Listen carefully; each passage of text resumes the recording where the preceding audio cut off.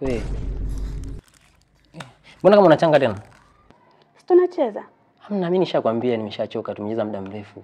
Kuanzia saa 7 mpaka sasa hivi saa 12. Ngo hapo inabidi niondoke. Msije mimi nakaa mbali. Connecting. Umechoka kweli? Kweli nimechoka. Yaani hapa nataka tu niondoke. Tutacheza siku nyingine nikija. Umechoka? Nimechoka yani bora tu. Basi tukaoge mara moja afu ndo. Tukaoge tena? Kaoge. God have mercy upon us. Kaoge ndio. Tumeshinda mchana kutwa hapa tunacheza. Mimi na wewe bado tuko kwenye hatua ya uchumba. Hata kwenye ndoa hatujafika. Tunaanzaje kuoga wawili? Sisi tuko kwenye uchumba, mchumba wako ana shida gani? Tuna tunaoga tu. Mchungaji siku ile amesemaje? Anasemaje? Mchungaji siku hiyo akasema, yani hata tusitembeleane, yani kila mtu akae kwake. Leo yeye nimekuja hapa kwa kulazimisha, ni kwa kuiba afu nasema tukaoge kivipi? Mimi siwezi ngafanya huo utani wewe. Au nimpigie mchungaji simu ongea. Bana wewe achana na mchungaji. Wewe tukaoge mara moja afu ndo ndo. Usifike bana huko achana na mchungaji wetu tukaoga. Bana mimi sikia, kama sasa wewe unaona kama mimi nimekuja kwa kukuheshimu, sawa? Nimekuja mpaka huko. Kama unatumia advantage ya mimi kuja hapa atakuwa siji tena hapa.